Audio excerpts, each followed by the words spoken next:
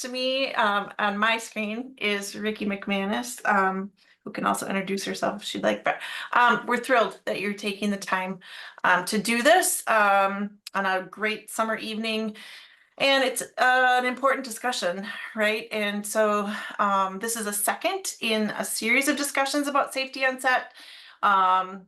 As we're rebuilding here in Minnesota and the industry is becoming bigger and better, we want to make sure that discussions like these are open and frequent, because when we know better, we do better. And so a huge thank you to Matt Roy and Carrie Bush for spearheading this, and for the office, and for to the panelists who you're going to hear from. They're helping to raise awareness and conversation. We're so grateful for all of you. We look forward to cameras rolling in Minnesota, and we're so excited to have you. If you have people who you'd like to share this with afterward, we're going to be posting it on our YouTube, so that people can go access it at any time. So thank you. And Ricky, did you want to introduce yourself? Hi, I'm Ricky McManus, and I am all things production for the Upper Midwest Film and Television Office. It's great to be here. Thank you, Carrie and Matt, for putting this together. It's like Sherry said, it's really is important. It's important for us to learn more and have more information. Thank you to the panelists. We're very grateful for your time, and I'm sure we'll have lots of questions at the end too. So glad you're all here. All right. So as these two ladies said, we're all very excited to have you here with us, and we're really fortunate to have the panelists that we have as well. I'm Carrie, and I'm the Program and Development Director for the Upper Midwest Film Office, and I also work as an Assistant Director on commercials and film projects. And we are going to start off by doing a little introduction of our panelists, and then we'll get into some great information. We do want to encourage people to ask questions in the chat, and we will do our best to get to every single question. And just for right now in the chat, if you can write in, what is your knowledge level about intimacy coordination and mental health coordination on film sets? Like, have you worked with them before? Are you just a total novice and have never? We're just trying to gauge the level of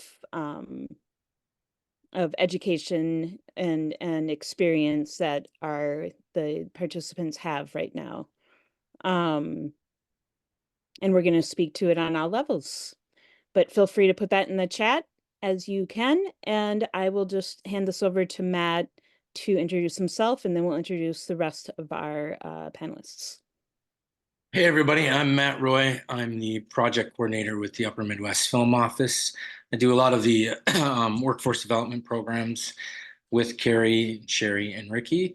Thanks for everybody for being here. Knowledge is power, right? Isn't that what they say in Reading Rainbow? So the more knowledge that we have, the better we are as a crew in the state of Minnesota and surrounding states. Yeah, as Carrie said, please, as questions come up, feel free to throw them right in the chat. I know that when we sometimes get to the end of these panels, you forget your questions and what they were relevant to. So as we're going through, throw them in the chat, and we'll be watching those and addressing those at the end. Want to give the panelists enough time to talk about intimacy coordination and mental health coordination. So without further ado, and to not take up too much time myself, I would like to introduce our panel. I'll start with Amanda, if you want to quickly introduce yourself and where you are, what you do. Happy to. Thank you so much, Matt. My name is Amanda Edwards. My pronouns are she, her, and I'm coming at you not from close to where you are. I'm actually based out of Colorado. I am both a certified intimacy and mental health coordinator and the co-founder of the Association of Mental Health Coordinators. All right, Tom, would you like to go up next? Hello, I'm Tom Ringberg, he, him. I work as a stunt coordinator here and around town.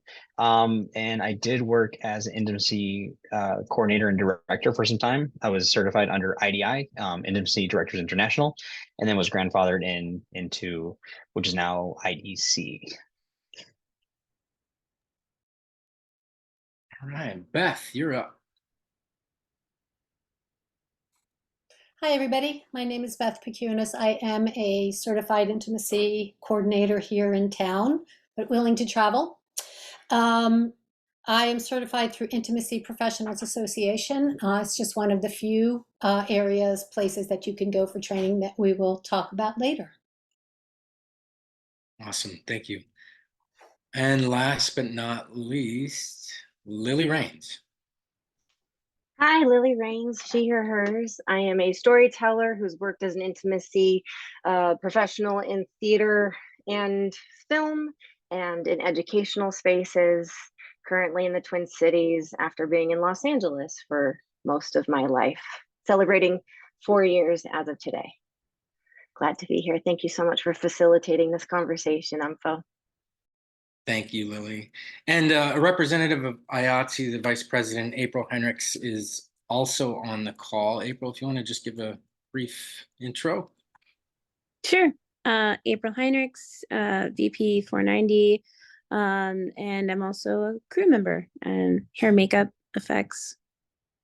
So happy to be here. Important conversation. Thanks, April. All right. All right. Well, again, thank you to our panelists and thanks everybody for being here. I think we should start off. I see that we have a variety of different experience level with intimacy coordination, mental health coordination on film sets in the chat. So I think it's important that we start off by defining the word intimacy and what that means when we talk about it in regards to the film TV set. And with intimacy coordination and mental health coordination. And I'd love to throw that first question to Beth. Hi, everybody. Thank you all for taking the time to come here. It's so important to get this information out and spread the word. Intimacy, defined by Webster's, is anything private or personal. And that translates, on steroids to what intimacy is on film. An intimacy coordinator in general is there to keep the actors and sometimes the crew safe on set during scenes of nudity, simulated sex, and hyperexposed scenes, while also trying to help the director achieve their creative vision. We're here to smooth things through, make sure everyone is safe, keep everybody in the moment and able to do the work comfortably. We have core roles. We advocate for the actors in these scenes. We liaise and negotiate between actors and production and the director so that they feel safe in a power dynamic. We facilitate communication, set boundaries, establish consent between the actors. And we also ensure that everybody on set adheres to certain protocols that could be union protocols or the law. And then we also choreograph scenes. What was the second half of that question? Yeah, so on a film set, we are there to basically negotiate these things before they happen. So when we get there, everybody can work easily and cleanly. Is there anything else that I need to say in there, other ICs? I think that covers it pretty quickly. We are a crew.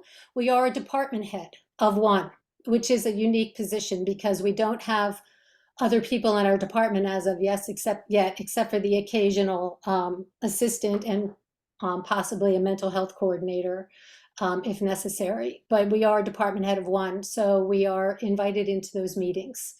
As for the mental health coordinator role, that's a deeper role that comes into play with intimacy and other departments on set. And I would feel most comfortable to have Amanda just give that definition rather than me, because she is a mental health coordinator. So Amanda? Absolutely, happy to. So the mental health coordinator is, I think it's often a misconception or a misassumption that a mental health coordinator is just like a therapist hanging out on set or an on-set therapist.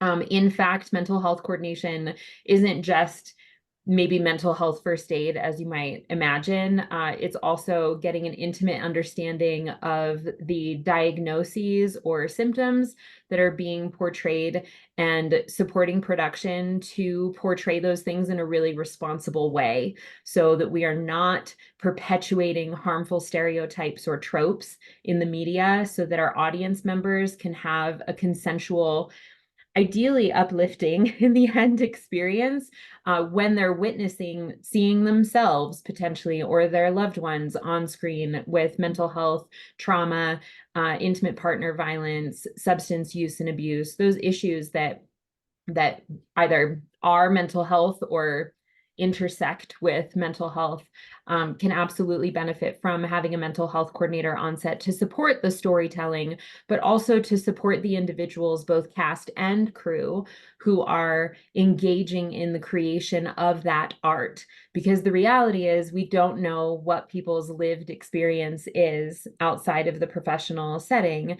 And when we're working on a project with mental health themes, we're often experiencing some dysregulation in ourselves, which can lead to mental health crises on set, which is when a mental health coordinator can provide that crisis intervention and support to get people the help that they need. But also, I work a lot in prevention of those issues and concerns. If we know that those things are coming up, then we can work on strategies to mitigate the risk so that things just run really smoothly. So the work is very similar to intimacy coordination, but it is very specific in that we're not just dealing with simulated sex and nudity. There's also those mental health issues or struggles or addiction or trauma, those themes that are more sensitive in nature to potentially everyone in the creative space.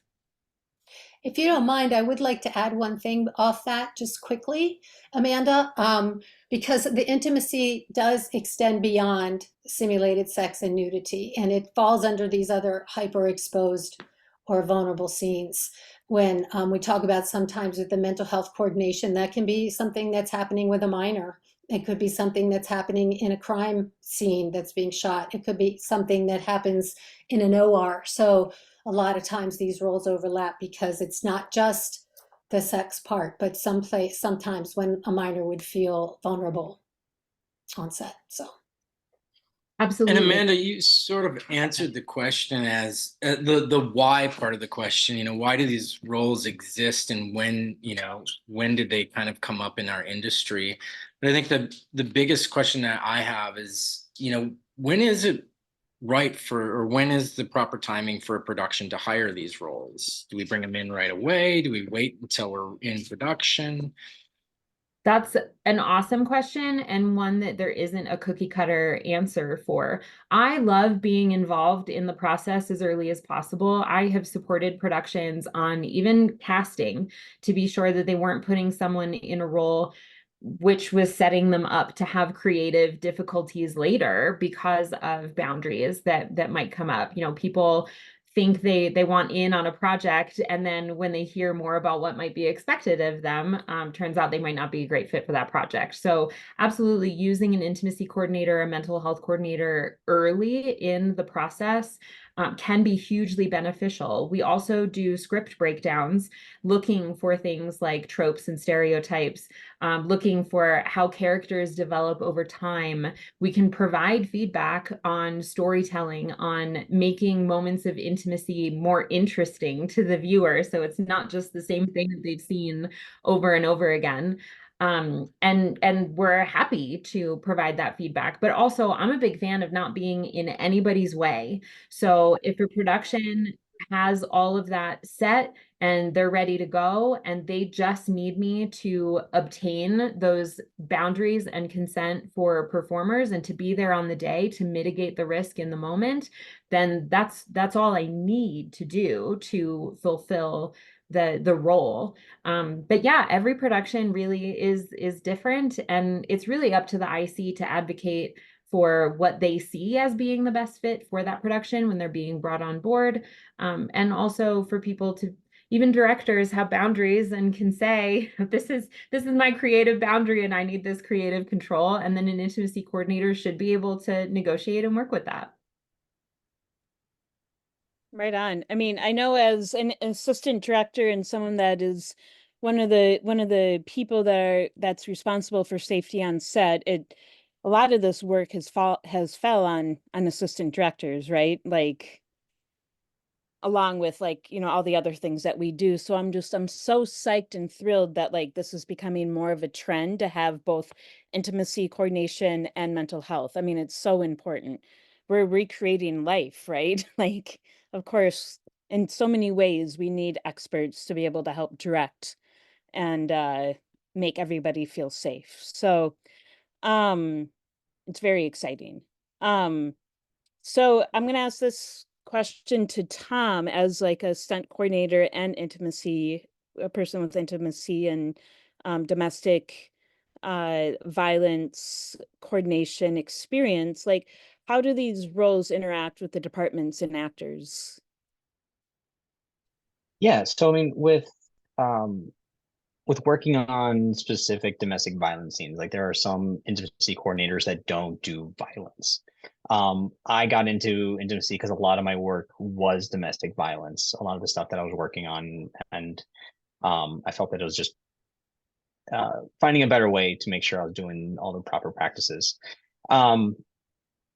With doing kind of the domestic violence scenes, it's very similar as kind of fight choreography in a way that not only am I checking in with the actors to making sure that all boundaries are met, I'm checking in with the director to making sure is the story being told, but at the same time, I'm also checking in with the crew as well, right? Because one thing to keep in mind, especially with during domestic violence scenes, is that with the crew around, they might also have some personal stakes in that. It might light them up or something like that versus, using the word trigger or something like that. And so checking in with the crew. And so I do make it a point to make sure that the crew knows that they can also come to me if they feel unsafe or uncomfortable about something. And so it could be certain scenes where if say a crew member just has to step out, totally fine. I might go check on them a little bit later after a take or once we're setting up the new shot. As that kind of stunt coordinator, it's my responsibility just to check in with everyone. And so I'm feeling the room and kind of holding the space for everyone involved. One thing I kind of tell people is like, I can't make you feel comfortable, but I can definitely make you feel safe and I can make you feel confident in the work that we're doing. I mean, if I could make you feel comfortable, I'd bring you sweatpants and a plate of nachos, but I can't quite do that much. Right here. I'd love it. Right. Yeah. But yeah, that's the biggest thing I always try to advocate is that I want to make sure everyone feels safe and confident in the work that we're doing on set. And that we understand that like we are telling the story, it's fake. Making sure that at the end of the shoot that both cast and crew understands that they know how to have a proper closure at the end of the day. How do you recharge yourself of walking away from doing a stressful scene of a domestic violence scene? And how do you recharge and being able to leave that on set versus bringing that back home into your own personal life? Mm-hmm. Do any of the other panelists want to, from like a hair makeup perspective or other people, other positions in this panel, like how do you interact with intimacy coordinators or mental health coordinators as a different department head? I can speak to that a little bit. Much like in AD for hair and makeup, we work closely with talent. We're the beginning and the end of most of their days. So yeah, sometimes if we don't have an intimacy coordinator or mental health coordinator, I've found myself in the past, asking those questions just naturally, like, How do you feel today about it? Anything you would like from me? How can I help you feel comfortable, safe? How can I advocate for you? Things like that. That comes up a lot on a lot of sets, especially a lot lately. So yeah, for hair and makeup and as a union member, having gone through, very specific trainings, that comes into play for us. I'm so glad that we're starting to have intimacy coordinators and mental health coordinators and these discussions around them, because they're so incredibly needed. But yeah, much like you, Carrie, I end up going to the AD and pulling them in and saying, this is what we got to do. This is how we have to do it. This is what they're comfortable with. I think just creating space on set for any and all conversations to happen is super important. And I am all for everyone working together if we don't have those positions in place and if we don't have them on set.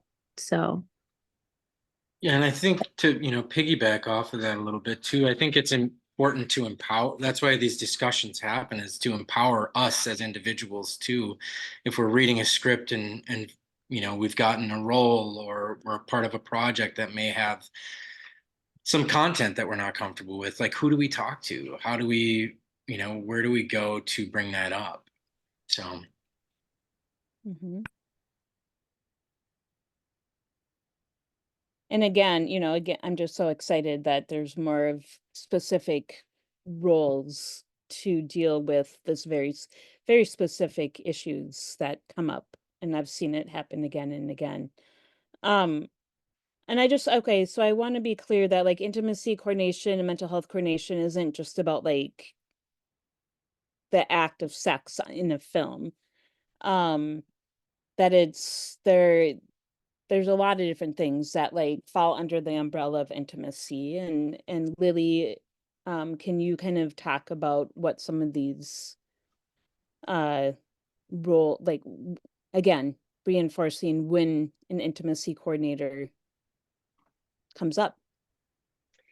Yeah, so I think we can define stunts as something that you wouldn't normally do on a regular day, including like falling to your knees. That's considered a stunt. And yet there's this nebulous gray area when we talk about intimacy, because sometimes it can just be heightened language or the subject matter. Sometimes it's heightened emotions. If you're telling the story of different family systems, like how does a child interact with their parent versus their sibling versus a grandparent? And so how do you tell that story with body language and advocate for the individuals that are telling that story, where all of us agree we're usually, like Carrie said, we're recreating human behavior. So what's our entry point into the relationship? And it might not be the sex scene. It might be a couple that has been intimate for very many years, right? But we aren't necessarily seeing it. And yet the way those two actors need to interact with one another is to tell the story of years worth of relationships. So the way those people talk to one another is going to be very different from the way strangers talk to one another. And then there's also the story of like a simulated pap smear on Grey's Anatomy, or Beth mentioned this too. There's a lot of medical work that happens. And so how do you balance between advocating for the story and getting the director's vision to come out with as many details as possible, and then translate that into what is practical with the things that are available to us? For instance, someone telling the story of like passion, but we don't actually go into nudity or simulated sex, is still, there's so many ways to tell passion. So I come to this work through self-advocacy, when a lot of people would be like, they make out. Great, guys, figure it out. And you're like, what does make out look like? And how do we lead into a way that we would believe they roll off camera and something continues out of something that was intimate? And so how do we continue that energy? But let's say you have a scar or an injury, and you can't necessarily do the thing that the director had a vision of. They picked them up and then they moved them over here and someone has an injury. Well, that knee, that ankle, that injury isn't allowing the actor to be physically available to tell it the way that the director thought of. And it's a matter of us getting creative with what we have available so that we can still tell that story in so many other angles and so many other ways. And then coordinating with your DP, coordinating with your sound and your G&E and everything so that you can tell the full story with sometimes masking. You know, we all know fun things that happen with camera angles, so people don't even have to be touching it all, and yet because of camera angles we can tell the story of intimacy. Same thing when we were talking about, like, there's a heightened story that the sound person doesn't want to be in the room, let's mount a mic. And depending on how big the space is, are we in a small space and not a lot of people can be in it and it's not technically a closed set but it should be a closed set, then who needs to be in the room and how do we advocate for who is in the room with what is available? So does that answer that question? Thanks, Lily. Can I chime in here just briefly on one point, because I love Lily brought up and Beth as well, that there's so many different things that are intimate and that is so personal to all of us. And I think more than anything is, as intimacy coordinators, it's our job to know where our training is and what our expertise is, because not all intimate, like Tom said, not all intimacy coordinators can do responsibly, can do scenes of intimate partner violence. Not all intimacy can do, not all intimacy coordinators should be on set working with minors. It's really a role where we have to hold ourselves to an exemplary standard of knowing our scope of practice and operating ethically with what our training and expertise is. Because if we don't, we run the risk of people getting hurt and us doing even more harm than would have been done had we not been in the space. Well, and I like that you brought up the training aspect of it too. And I think it really good segue into the next question is to just chat about your role as an ICMHC trainer and maybe some of your more recent experience as an MHC worker. I know that this is probably a lot of people's first time even hearing the term mental health coordinator, because I know, you know, intimacy coordination has gone around for a while, but I know that MHC is a rather new position. So talk a little bit about that. Absolutely. Yeah. So I spoiler alert, I am a therapist, IRL.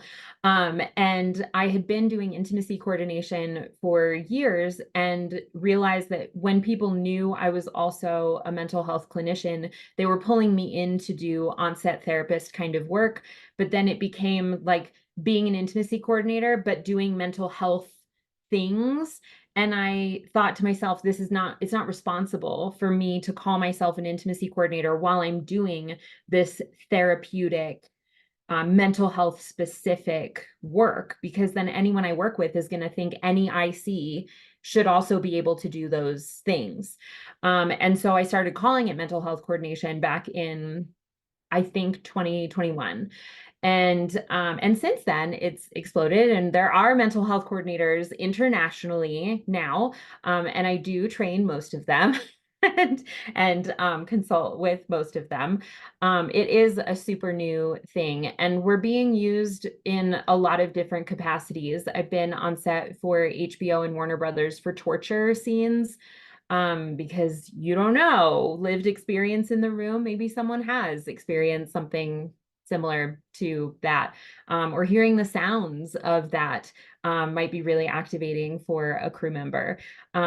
After Rust, I was called in to support some of the individuals who were crew on that production to be able to get back to work and specifically to be able to work with firearms again after that instance. So yeah, I mean, you can use a mental health coordinator for anything that feels mental healthy in nature. Sometimes I'm called in because a director or an AD or a DP has a history of mental illness, and they would like additional support there for them to mitigate and maybe prevent a heightened activity level for their mental illness symptoms that maybe could come up. I'm sometimes called in after an intimacy coordinator has maybe stepped wrong on something somewhere, and you know, some performer has just decided they're no longer doing it because their feelings are hurt and they're feeling wounded by some betrayal. And so production is 2 days behind, and we got to work on getting everyone feeling safe again to get back on set and get back to work. So yeah, the job description changes based on every production that I'm on and the specific needs for humans. And it's different from intimacy coordination in that I meet with anyone and everyone before we are on set on the day. So an intimacy coordinator will have a creative team meeting with director, AD, DP, looking over a shot list, going over all of the scenes and talking about what do you want to see here? What's the vibe? What's the flavor of the intimacy? What are your dream shots that you really want to have? And then the IC will go meet with those performers one-on-one and talk through, here's what's expected of you. Here are the barriers, the modesty garments. Here's the choreography, the strategy that we're going to use on the day. How do you feel about all that? And then the IC negotiates back and forth until nudity rider is ready to be printed and signed on the dotted line, and then they're there on the day. As a mental health coordinator, a mass email blast gets sent out to every single cast and crew member saying, if you have any concerns with the content being filmed on the day, if you have any even unrelated mental health concerns that are coming up for you in production right now, reach out to Amanda and schedule a meeting. So I meet with anyone and everyone who could use additional support before we're there on the day. And then that way I'm ready to prevent stuff from happening versus an IC who's on the monitors and working with the talent and making sure that the choreography is being completed as scripted. I roam all over the place as a mental health coordinator, which is part of why I love doing both jobs, is because they are very different, even though there is a lot of overlap. Thanks for listening to my tangent. My ADHD is not medicated today. I appreciate you so much. Tangent on.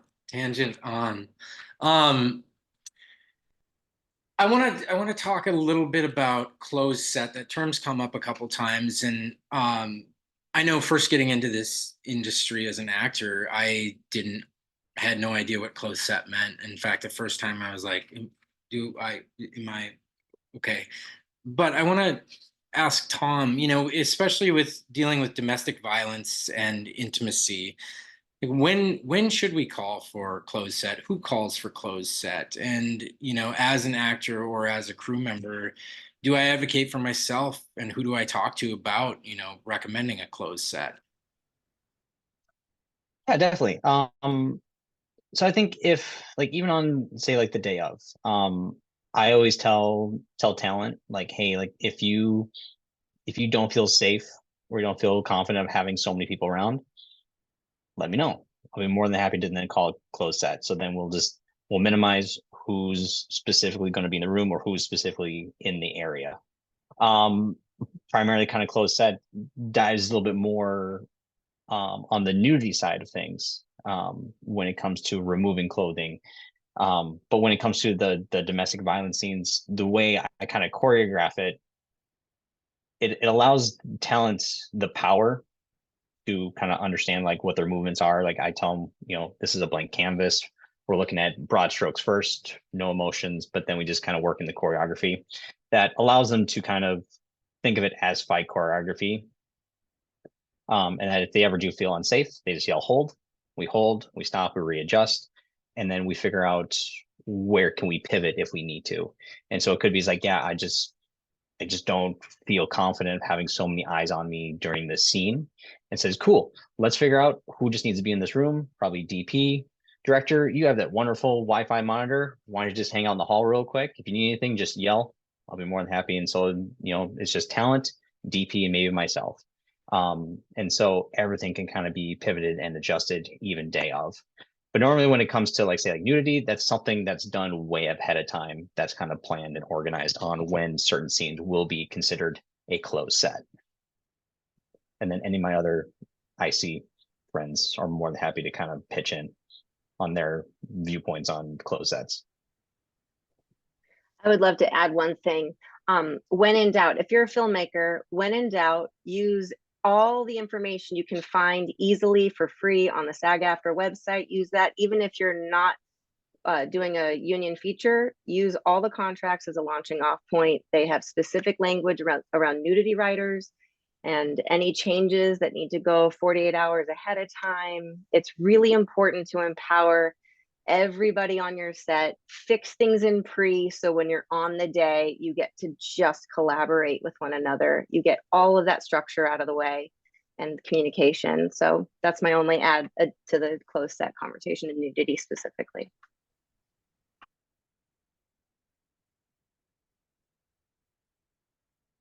Okay, well, we'll stay with Lily. And Lily, I'd love to have you talk about like a little bit of your experience working in this local market and becoming an intimacy coordinator, and what kind of training you've had. What was your experience, and how did you mention that you're an actor? How did you get into intimacy coordination? Cool.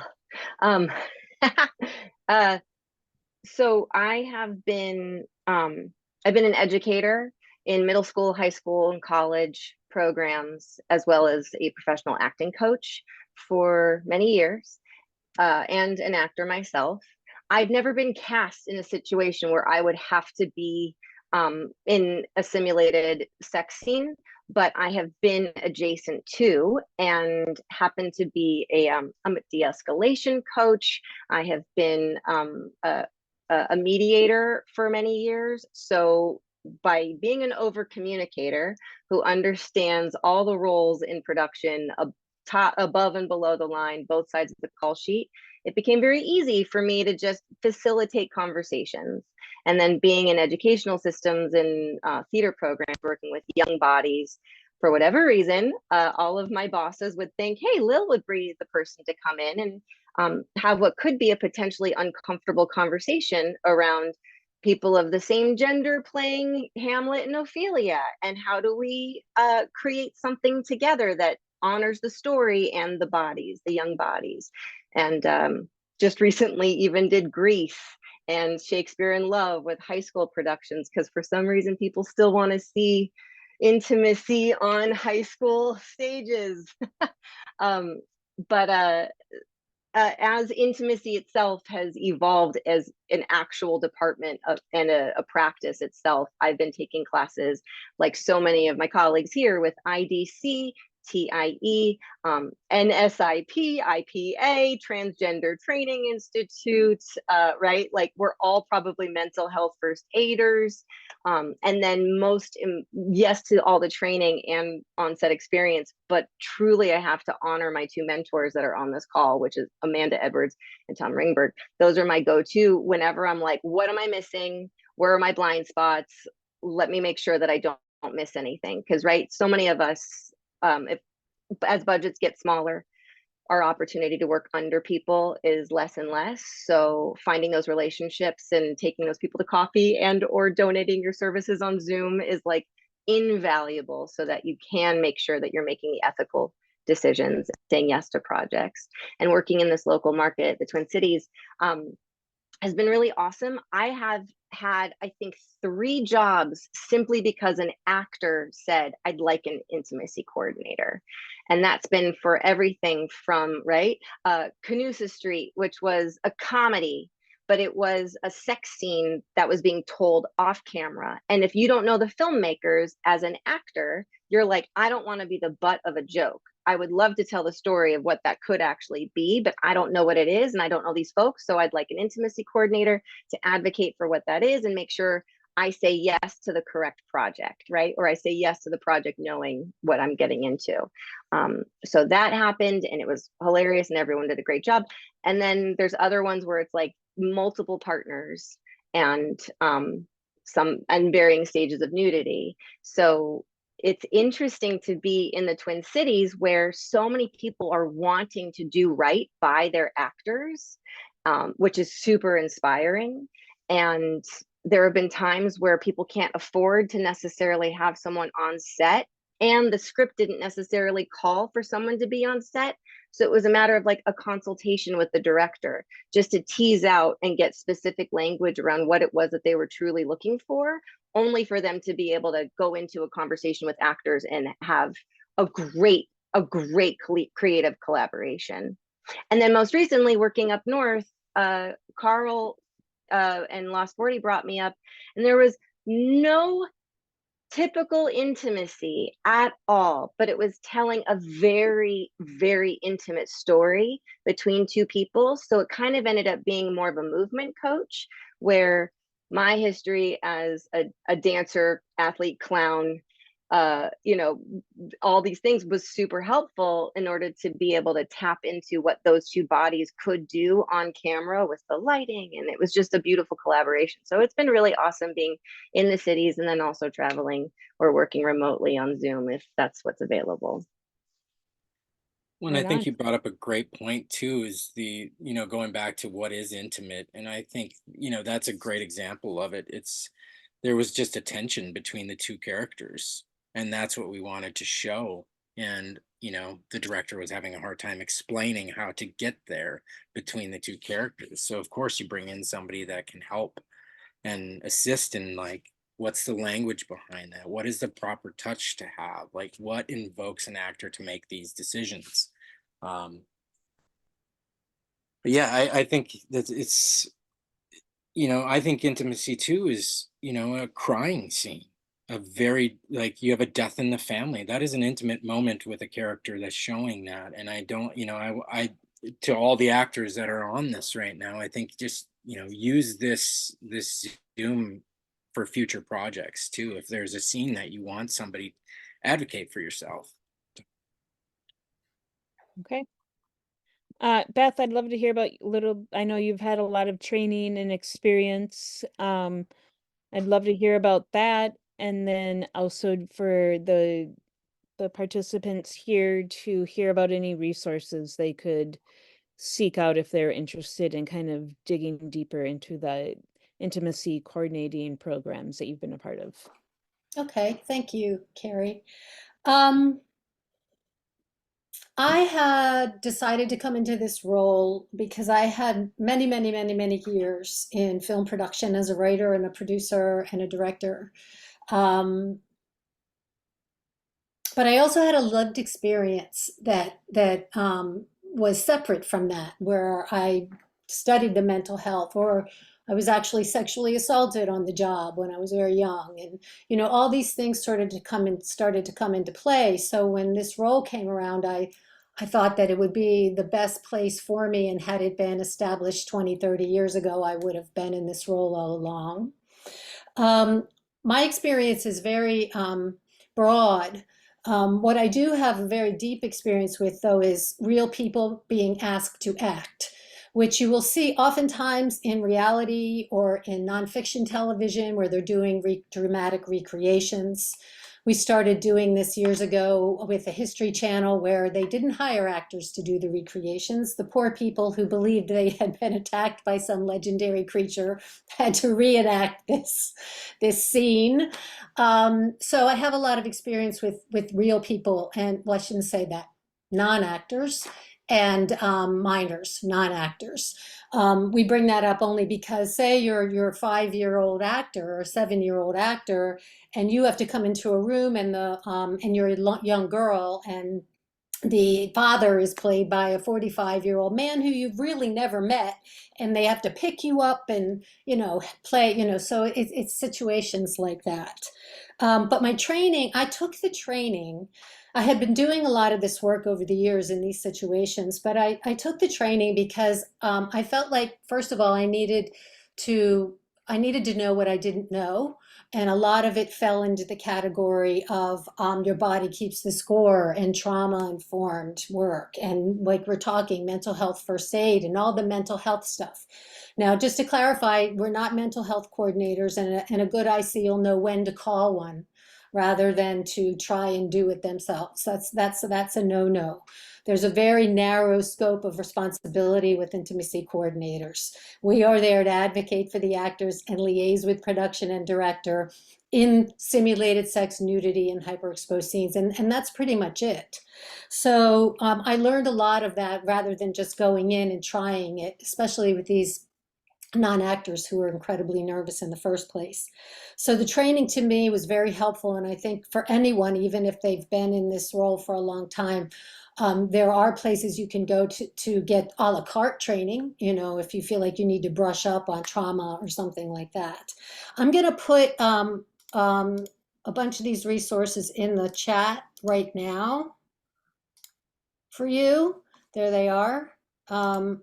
So you can go and you can also just Google it. I mean, 2 years ago, if you were to Google intimacy coordination for motion pictures, there'd be like 3 things that came up.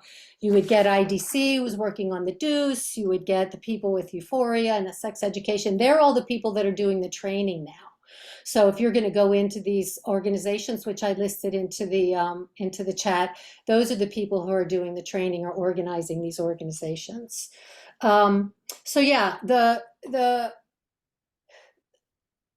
you can come at this from all places, but what is most important is that you understand what the scope of the role is, read the room, who's in charge, know how to communicate with people, and understand that this has absolutely nothing to do with you.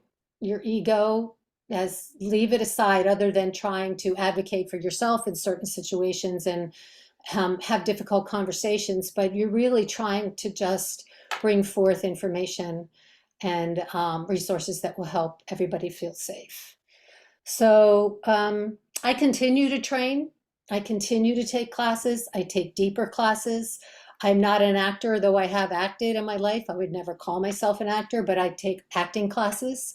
Amanda Edwards and I trained under IPA, and we spent 4 days learning how to choreograph scenes, simulated sex scenes. We were all fully clothed and we were all fully in agreement with what the role should be. But we had to do this with each other. And it was very, very informative and enlightening, because I finally got a taste of how vulnerable an actor must feel. So I would suggest starting with the resources that I put up there, and then just always trying to find out whatever it is that you think will help you in this work or understand this work. Thanks. Thank you, Thank Beth. you. April, though the IC and MHC isn't a union position yet, and maybe that's up for a little bit of a debate later on or another conversation. What are the unions doing to help promote the roles to the members and to educate the rights of their members and crew on set? If there was a triggering scene, you know, maybe it's not something that happens on the day, but somebody is feeling uncomfortable about something. Who do they talk to? Who do they go to? You know, what are their rights as a crew member? That's a really good question. We as union members, we do go through a lot of different trainings. We have some that are mandatory and required.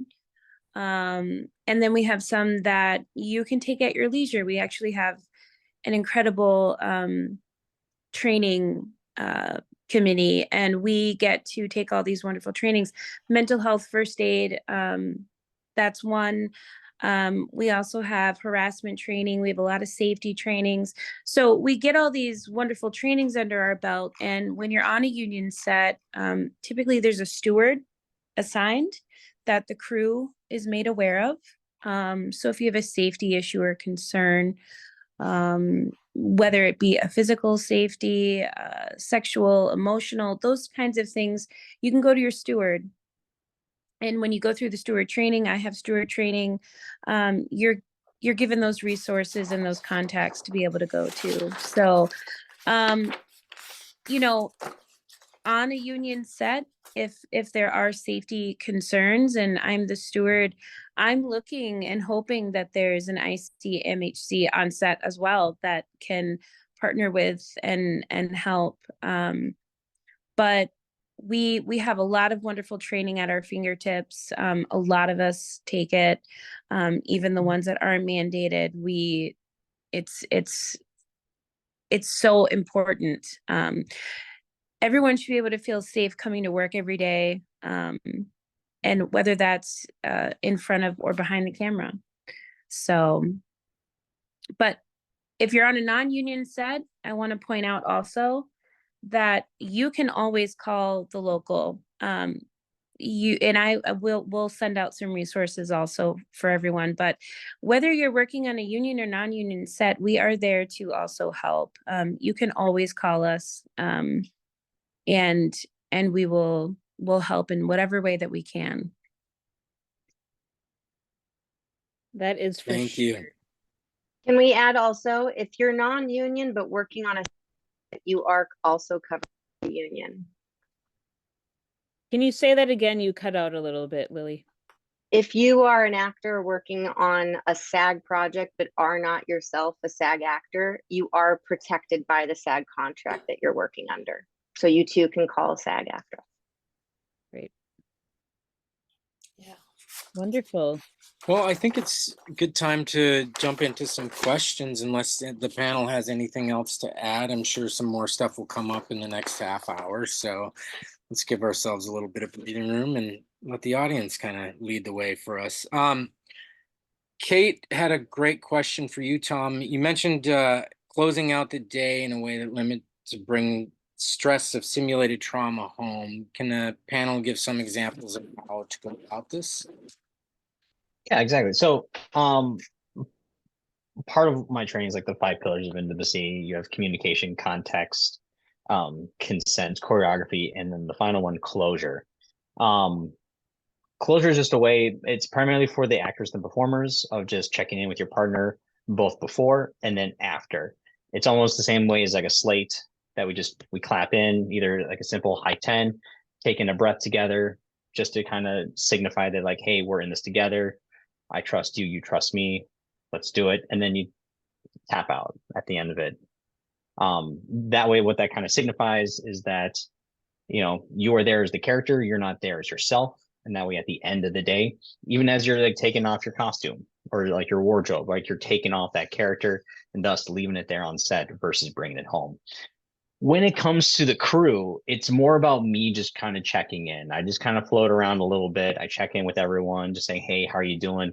It's even something as simple as like just a quick little fist bump or simple high five, like, hey man, I appreciate you being here. How are you feeling? Right? If I have a good rapport with them, you know, they might open up to me and say like, you know, I'm doing a little rocky. I'm feeling a little nervous. Like, cool. Do you want to talk about it a little bit more? And then we just have a simple conversation, kind of talk it out. I then also just kind of give, you know, simple advice to people as well, you know, that at the end of the day, when you go home, what helps you recharge? What helps you reconnect with yourself? For like a personal story, I was asked to be in Minnesota Opera's production of Dead Man Walking. The prologue scene is the sexual assault scene that we then follow the baritone through the rest of it. And I played the younger brother. And being someone who's the partner of someone who's a sexual assault survivor, that was really hard on me. So I needed to establish a good closure at the end of each run, that the wardrobe was one. But then also when I got home, how do I continue that closure? So for me, it was grab my puppy, snuggle with him, and watching a really lighthearted show on Netflix until I was ready to go to bed.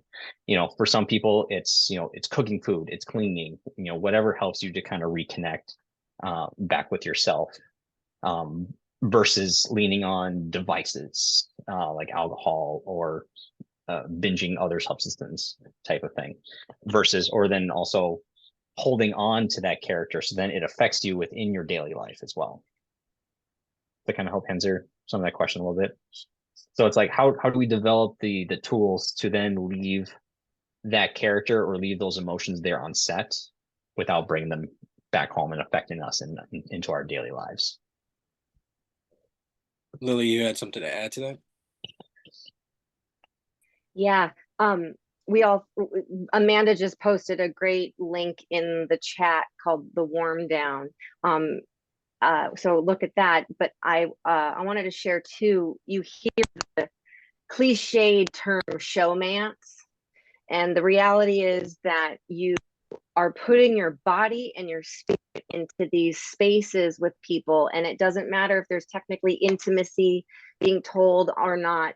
Sometimes you're trauma bonding workers, and then sometimes you're actually telling the story of intimacy with somebody. And so for the same reason that you would do a warm up and a ritual to like get your head in the game, you want to set yourself up for success so that you can come out of that and go back to real life with good boundaries and a sense of self. You're partnered or maybe you're not, but you don't want the lines to blur while you're in a work environment, right? So what is it that you need to do, like similar to a phrase that you have? If you're working with an accent, this is for actors.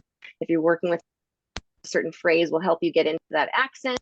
Sometimes there's a certain say to get into that character, that mindset. What's the thing that's going to get you back to your one? Something to think about before you even go. And if you're going to be, if your crew, especially, but actors and crew, if you're going away from home and going to be working on something that does have heightened anything, set yourself up for success. Get that candle, get somatic connections so that you have your fuzzy pillow or that smell or the, a jump rope. Do something, set yourself down so that you can come back online and back to your center. Right. Can I interject a little bit here too? Yeah. Just to say that we also need to consider that there's a physical reaction as well.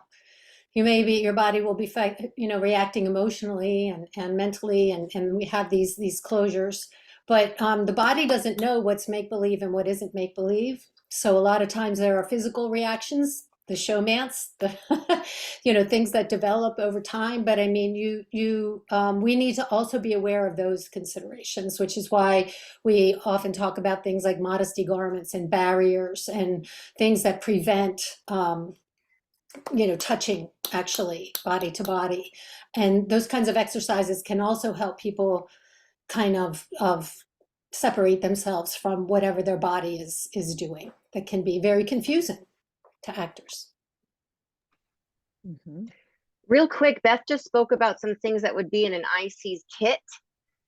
So if any of this is overwhelming and you're a writer and you're like, I don't think I want to do this, then adjust how you tell your stories. But just know that you can tell stories of intimacy and set people up for success. Does anyone want to talk about the kind of things that are in their kit other than like mouthwash and, hand sanitizer and certain barriers? You talked about garments, intimacy garments, pillows so that you can have people next to one another, yoga mats that get cut up and shoved in places. And what else is everyone using?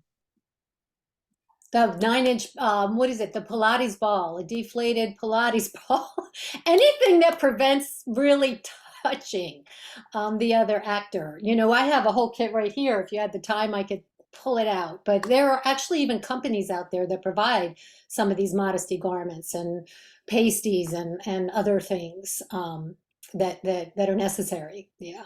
Oh, breath mints. What is that? It's like, bring your breath mints, bring your mouthwash, bring your toothpaste, bring your latex gloves or whatever. Yeah.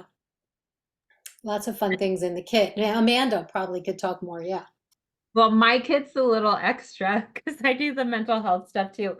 So I also bring with me the instant, hot hands and ice packs because those are hugely helpful in moments of anxiety or panic attack. Also, extremely sour candy always comes with me. I bring tons of fidgets to set just as my gift to everyone.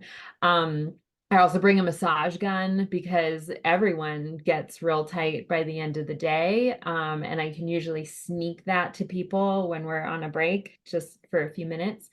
Yeah, so a lot. I do want to highlight, I dropped in the chat, RN Mott is an intimacy coordinator and mental health coordinator that I trained and certified this past year, who is at Van City IC on Instagram and TikTok, and they are so generous in sharing a regulatory grounding, de-rolling strategy pretty much every single day.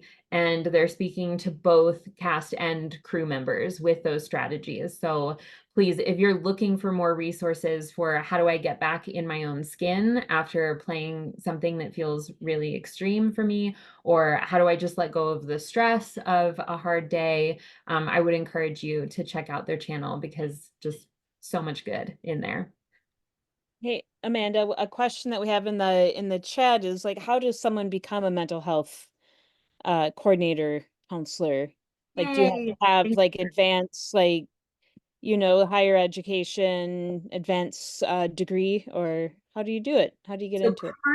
currently, the Association of Mental Health Coordinators is the only place to receive mental health coordinator training. Because it's so new, it's the only institution that exists right now that's providing that specific training. And we train people who are not already mental health clinicians. We sometimes do have people who are already therapists who also are creative professionals who want to do the role of mental health coordinator, and we train them as well. But you can be a mental health coordinator without having a master's degree in clinical mental health. If you already have that, you get to skip a little bit of our curriculum because you already know about motivational interviewing and risk assessments and things like that. But yes, absolutely. Training is available. And that website is, I'll put it in the chat for you, actually. Great, thank you. Yeah. Thanks. Ryan had a really great question, and this goes back to advocating for yourselves. Thoughts on the best way to advocate for yourself when you or your peers aren't feeling safe? Sometimes in the acting community or just in the film community, we fear retaliation, losing a job, not being hired again, etc. So how, why would we fear that? But also what is the best way to advocate for ourselves? I think you got to be clear. Let's break it up in pre-production versus production. And those each have different pressure cookers. So if you know that you're going into a job that has something in there that reads to you as intimacy, again, one of the jobs that I was brought into was just a woman was like, I'm going to be kissing a guy on set and I don't know who these people are. Can I ask you some questions? And also, can I pass your name along to the director? And it turns out just by saying, hey, I have an intimacy coordinator contact who does, independent shorts. Would you be interested? And he was the one who was like, absolutely. Oh my God, yes. So allow for the generosity of spirit to be there. If you do have the luxury of time to ask the director, do you have an intimacy coordinator on hand? Or do you have someone that you have some thoughts around this? Or is there someone we can bring in? What are your thoughts on that scene? Keep it in curious space and you'll learn a lot, including if they respond in a way that makes you feel uncomfortable, maybe you're no longer available for that project. It's your choice as to whether or not you want to work with people. You have absolute power by showing up or stepping away.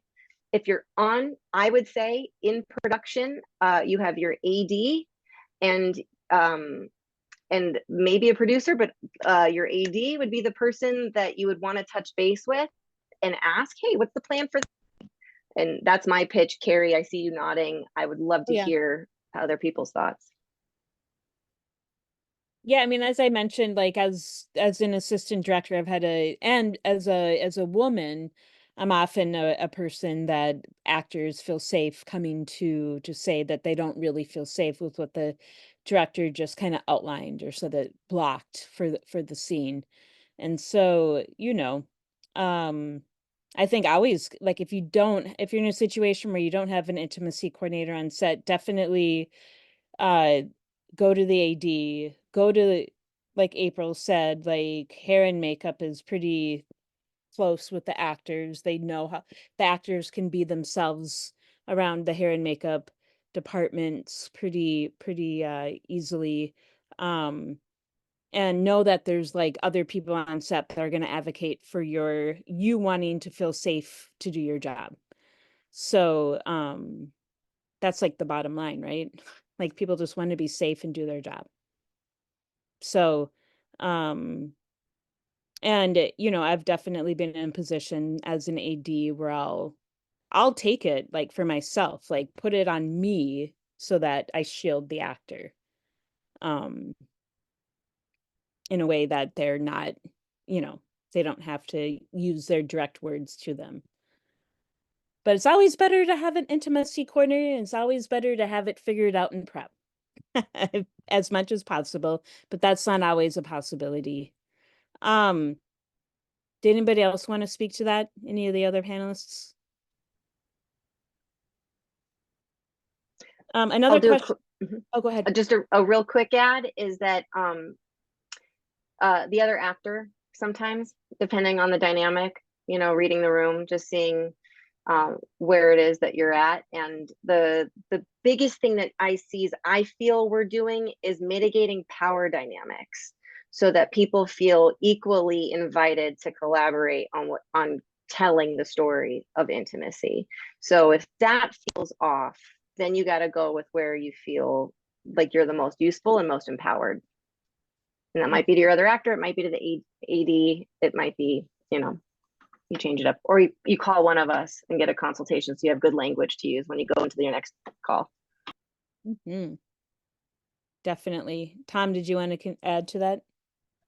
Yeah, a fun tactic that I picked up from a good friend of mine down in Houston, Sky Brofenbrenner, was then moving to New York. Her tactic that she talks about is if you feel uncomfortable, blame it on the story. Use the story as like, hey, like if the director is proposing something and you feel unsafe or uncomfortable about it, bring up the story. It's like, hey, is this the story that we're trying to tell?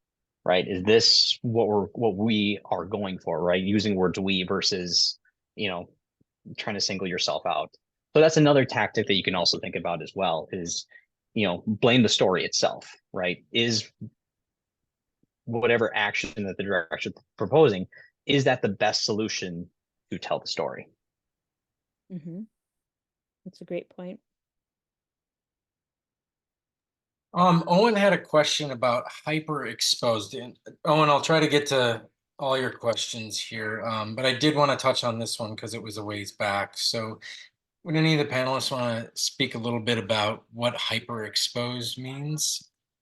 I could touch on that. I mentioned it briefly in the beginning that, you know, nudity is hyperexposed. Okay, so nudity can occur in an operating room. It can occur in the first scene of Law and Order every time when there's a dead body on the ground, in a morgue. You know, hyperexposed physically for nudity, things like that. Hyperexposed emotionally, we've gone into anything that is extremely vulnerable is hyperexposed.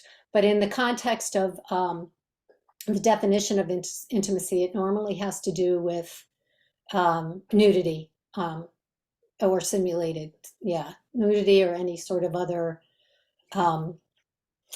fondling, you know, dancing sometimes if it's sexualized, dancing, or first kiss between minors, things like that would be considered hyperexposed.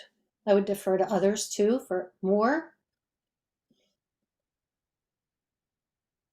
You know, so it's pretty much anywhere where you feel vulnerable, too vulnerable, uncomfortably vulnerable. Yeah. Right on. Thanks, Sexual Jen. assault is hyperexposed. Yeah.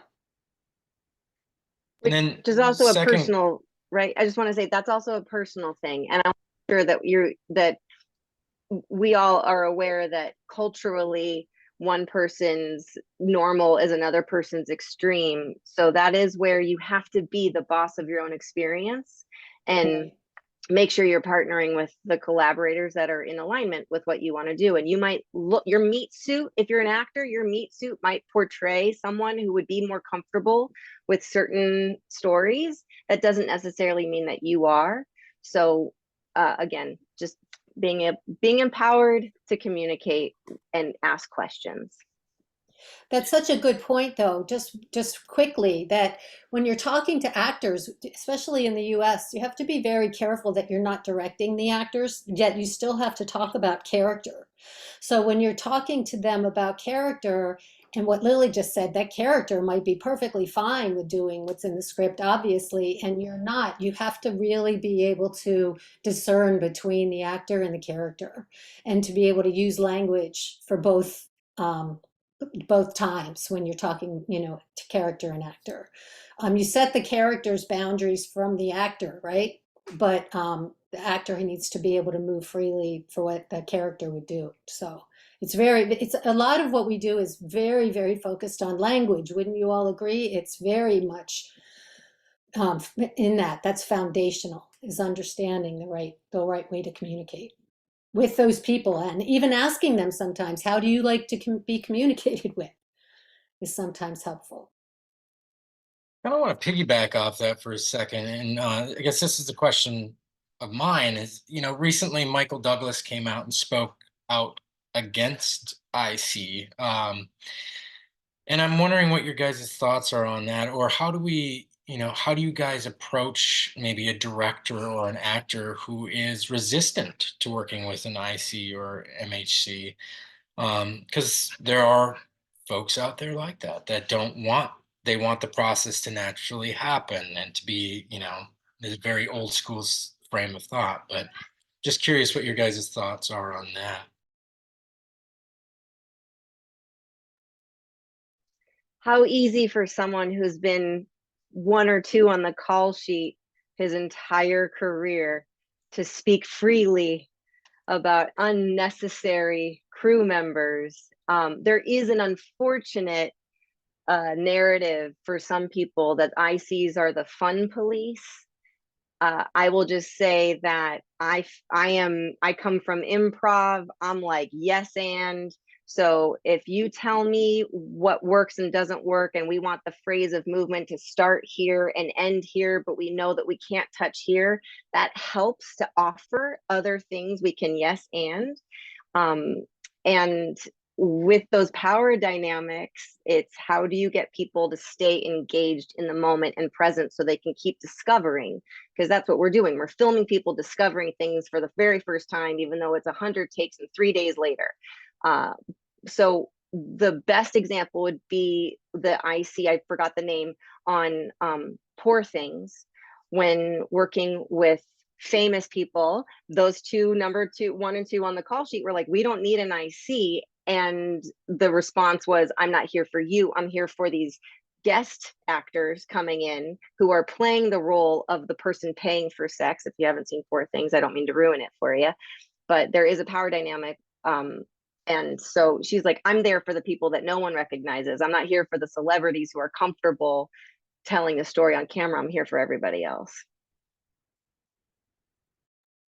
It's entirely possible that Michael Douglas is one of the good guys who, in those heteronormative sex scenes that he has worked on, that he has deferred to his scene partners' boundaries and checked in with them every step of the way. I've worked with many male performers who will say, just whatever she's comfortable with, whatever boundary she wants, I'll go with that. And that's lovely, but also that completely erases the legitimacy and validity of the male presenting partner in the scene having their own boundaries.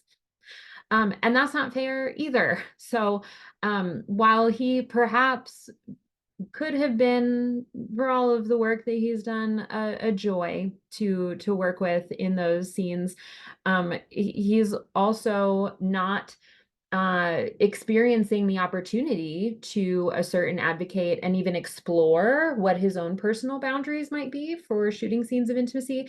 And he's missing out on a whole bunch of potential movement, choreography, breath work, character development, camera angles, like the creativity when we put our heads together to navigate boundaries it creates oftentimes a far better story and a far more interesting visual for the audience to experience. So it's just a shame when, you know, people say things like that. But there's an example of how language just diffused that whole thing. Thank you, Amanda. I want to get to Owen's second question, which is, as a crew member, sometimes closed sets can often be hard for many reasons. I mean, you're less crew on set, you have to do a lot of prep to get the scene ready without the actual actors in play, and we don't know always what's going to happen. But when is it, you know, kind of a difficult conversation, but when do you bring up a disagreement? How do you bring it up as a crew member to a director to an IC?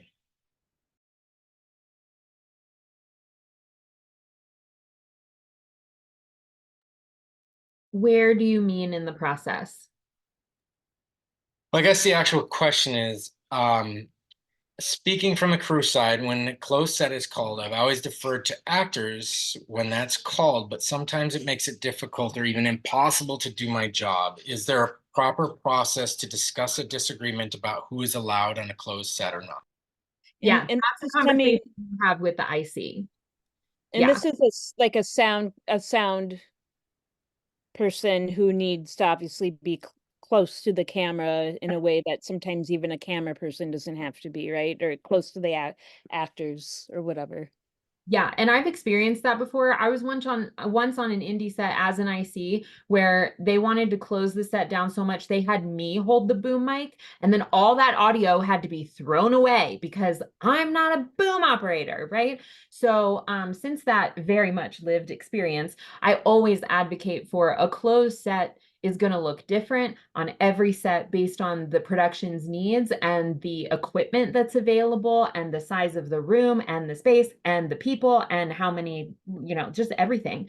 And so I send sort of like a memo for production to use outlining what essential personnel usually looks like on a closed set. But I always say, if there are crew members who believe they need to be present in the room, please just have them come talk to me and we figure out who is necessary essential personnel, and then we go with that.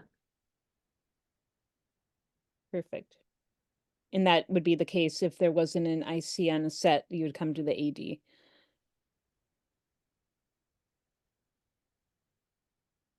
Do we have all the questions? I think that was it. I I'll answered scroll in the through. chat. Owen had asked about mental health coordinators on documentaries. And I went ahead and answered in the chat, but I do want to uplift that I work a lot on documentaries because they're often pretty heavy and intense stuff. And not only with the participants, advocating for them to receive questions in advance so that they can emotionally prepare for what's being asked of them. They're fully consenting to the content of what it is that's expected of them on the day, but also to the crew members who have to watch and listen to those stories being told time and time again by different people. Documentary filmmaking is a beast, and it's often a skeleton crew of people who are then getting all emotionally enmeshed with one another. So yes, I provide a lot of mental health support to documentary crews. Same thing with on unscripted or reality. We're getting there where mental health coordinators are used as more of a preventative, especially on some of the dating shows. We'll get called in for like meeting the family kind of episodes, or if we know there's going to be, if production knows that there's going to be a really difficult topic or prompt or a date that's really going to challenge someone emotionally, then we'll get called in for that. Historically, it's only been when there's a mental health crisis in unscripted TV that we get called in, but it's more preventative now, which is great. Like when I didn't get the rose on The Bachelorette. Exactly, and you need I someone don't to mean to walk make off the fun, ledge. but All right, we have time for, I think, one more question, and then we're going to kind of do a little wrap up here. But Jane is asking wants to hear more about what is in people's intimacy kits. intimacy coordinating kits. So what kind of garments are out there? What other items can we use to create barriers and separation? And how are they hidden from the camera? It looks like Beth is going to do a show and tell, which is great because my kit's in the basement. So Just a little bit, just to show you. This is the kit. This is big. Some people's are bigger, some people's are smaller. It depends on what you're doing and your experience. But we have dental floss. We have tuckets, which are modesty garments. See? Yeah. We have strapless panties. We have pasties. See? We have more interesting things like cotton balls, alcohol, tape, every kind of tape, right? Amanda, Lily, everybody's got tape, lots and lots of tape. We have, let's see, what else would you want? Tissues, wipes, gum, you name it, think of it. And what Amanda said for her kit is, has a lot more to do with, you know, deregulation. People can have books in their kit. You can have pens, pencils, notebooks, things that will help people distract themselves. I mean, what else is it? That's going to be a question, isn't it, everybody, coming up, is what's in your kit? But, you know, those, what I just showed you are really the basics. Just, and then, you know, the departments, the makeup and the costumers will order you everything. You don't need to actually always purchase everything and populate your kit, but it's a good idea to have things on hand just in case there's a size or a color. You know, a lot of these things come in 12 different colors now.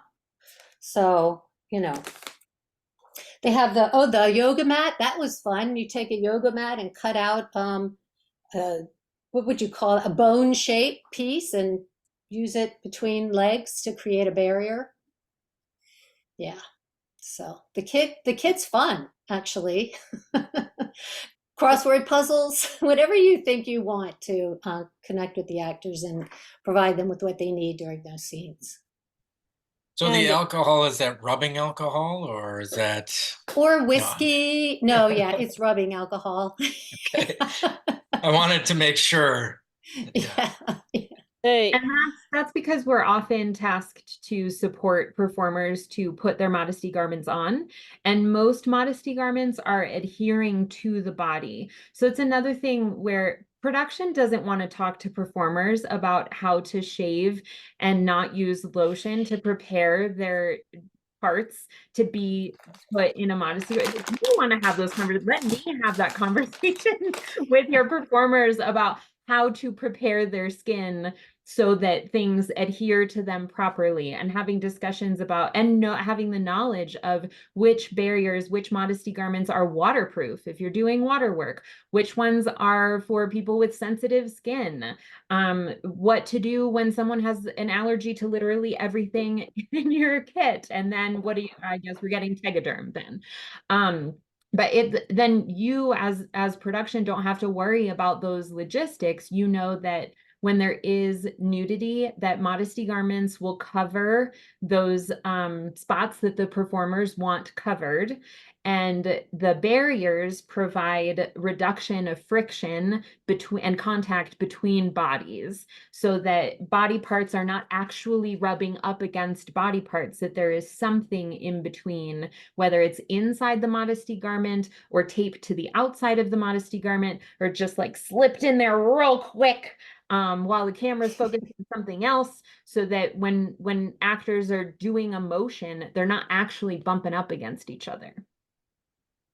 And a follow-up question was, how much should a producer kind of budget for in their budget? And the answer from Amanda was 50 to 100 a day is a typical amount to think to put aside for that when you're budgeting.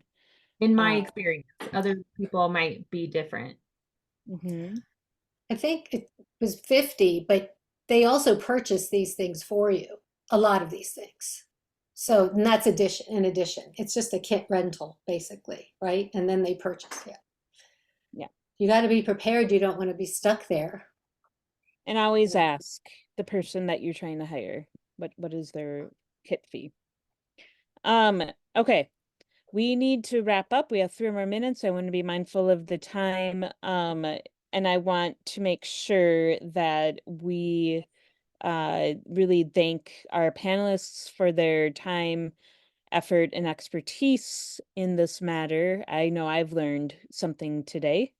Thank you so much for everybody for being a part of this, and you're awesome. Good job. Yeah, thank you so much, guys. And I really appreciate everybody who joined us to learn a little bit more about IC and MHC work. Please use the resources that you learned today on your next project. I do want to plug, and I don't have sharing capability, but UMFO does have a couple of other workshops upcoming. These are both in person, but we have a PA workshop in August that will be up at Chisholm at Lost 40, August 10th and 11th. We have Van Hayden teaching that, a DGA AD, along with Matt. Who do we have? Molly Chief- Ward. Molly Worry. Okay. An experienced, you know, production producer, manager, AD producer. And then in November, we have a 3-day filmmaking. I'm sorry, the end of September, we have a 3-day filmmaking experience as well in Chisholm, which is more of an intro workshop. So just so you're aware of those things. And we are also going to be doing the 3rd part of our virtual safety on set conversation virtually, and that will focus on working with minors. And that will be sometime in September. So we'll make sure to make sure everybody gets that information. With that, look at it's 8:29, you guys. Look at that. Who's running this thing, huh? Just kidding.